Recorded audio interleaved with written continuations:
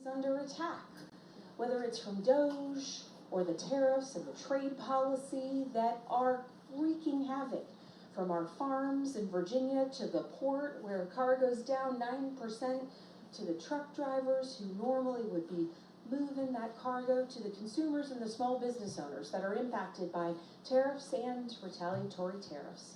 The impact is real on Virginia's economy, and now we know that with bad legislation that was signed into law over the summer, housing prices are going to continue to go up, energy prices are going to continue to go up, and Virginia's healthcare system is going to be catastrophically impacted.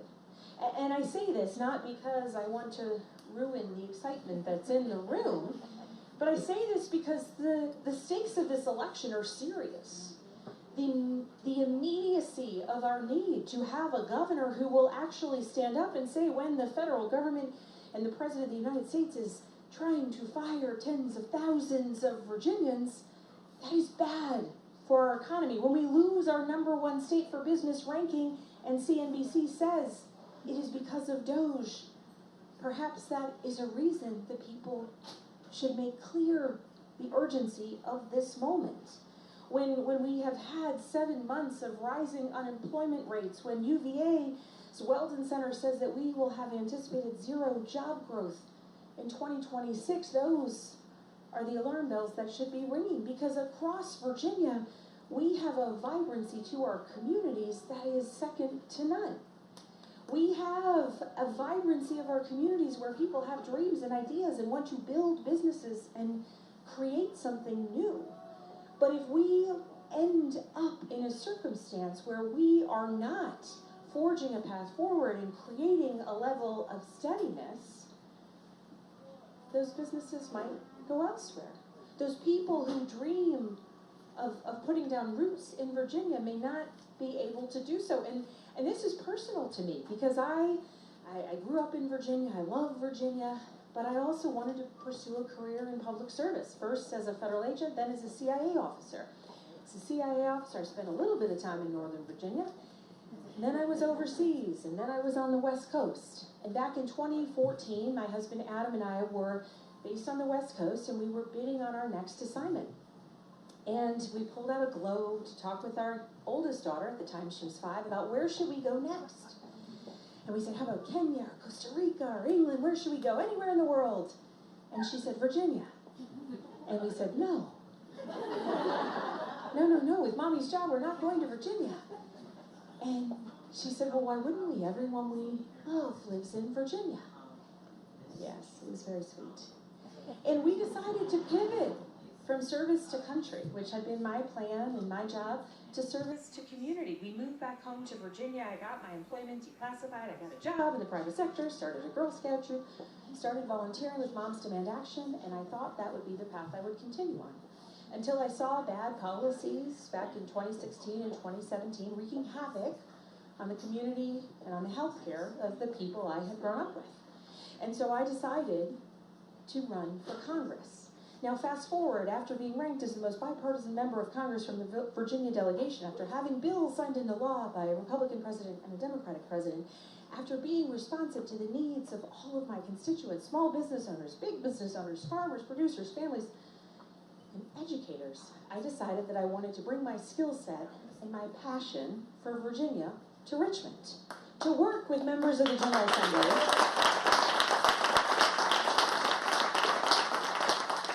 And when I first declared my candidacy, I did not know that we would be in the circumstance we are in right now. I declared my candidacy back in 2023. And since January of this year, the stakes of this election have become all that more clear to all of us. The stakes of this election will impact every aspect of what it is that we are able to do here in Virginia, but recognizing that we also have an opportunity to set an example, yes, next week when we win, but more importantly in January when we start to do the good work of governing in the face of these attacks coming at Virginia. And so I rolled out my plan on affordability to lower costs in housing, healthcare, and energy, because if you want to grow your business, you need a workforce that feels steady and comfortable and can live in the community where they want to be.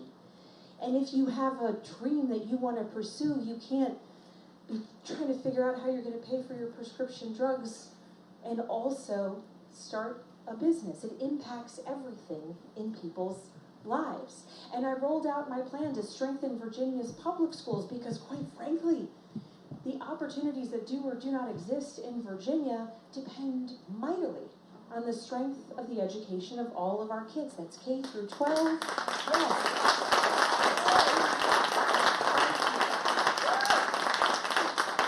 That's early childhood, that's child care availability and affordability, and that's in ensuring that our colleges, universities, and community colleges continue to be strong and independent pillars of our communities and drivers of our economy. And I released my Growing Virginia Economic Plan because, frankly, we need to ensure that any business owner has the ability to bring in a workforce ready for the challenge. We need to ensure that amid the chaos coming out of Washington, particularly with trade policy, that Virginia is a steady place for investments to come and for people to take a risk here in the community that they love. And as governor, I will work to be steady and clear in the vision that I have for Virginia, which is the best public schools in the entire country.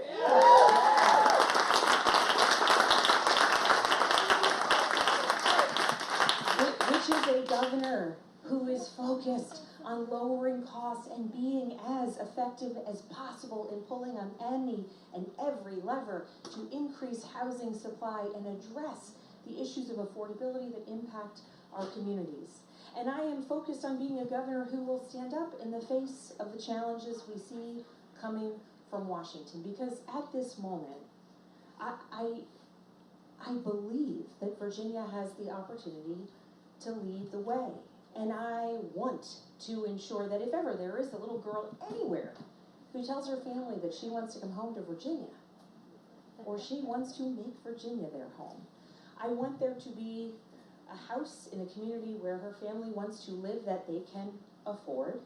I want there to be a job that her parents can have that can allow them to provide a good life for their family. And I want them to be able to create a dream in a community space like Girani right here. I want to ensure that that little girl, when she heads off to school, she is safe within that school's walls and her teachers are well paid and well respected.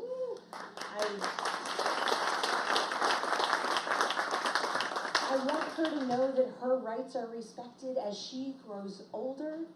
And I want her to know that whatever she may dream of doing, every opportunity is hers for the making in the Commonwealth of Virginia. And I want all of her peers in every corner of Virginia to know that this is a place where the adults, those with votes, those with voices, those with decisions, make choices that will ensure that she and all of her peers are set up for success and have every opportunity into the future. And so I want to thank you all for being here. I want to thank you for getting excited about this election.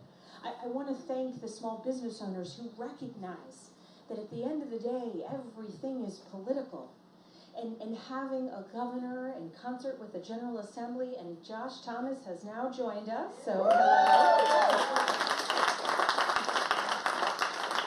having a General Assembly that wants to create opportunity for people with an idea and a vision and a business that they believe in, setting it up for them to be successful is essential, not just to the economic growth and development of Virginia, but to the strength of our communities.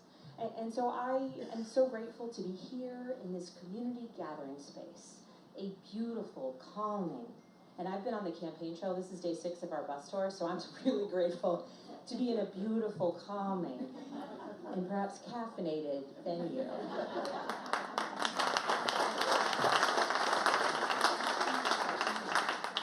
Thank you for recognizing that people who are making decisions at every level, the local level, the state level, and the federal level, need to focus on what it is that makes businesses like this one successful. What are the hurdles that may stand in the way of that progress or someone being able to take a gamble on a dream?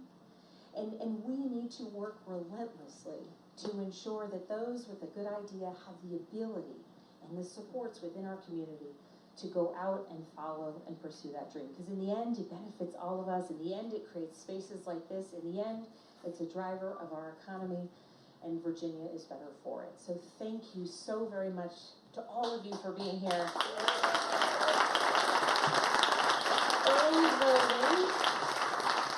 Early voting ends November 1st, and the final day to vote is November 4th.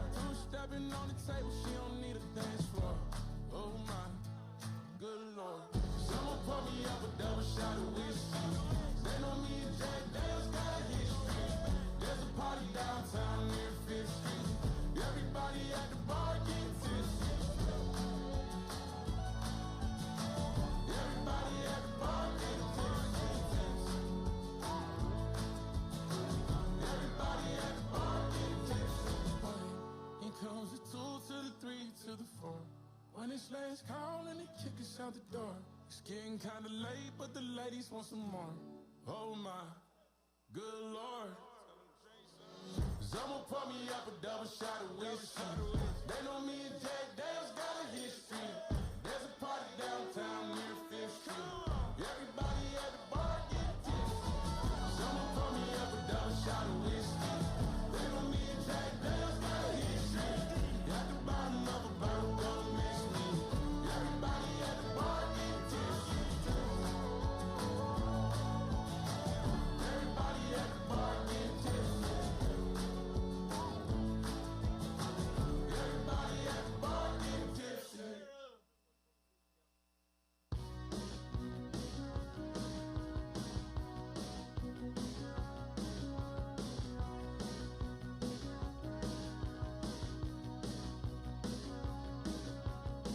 I get up in the evening and I ain't got nothing to say. I come home in the morning, I go to bed feeling the same way. I ain't nothing but tired, man, I'm just tired and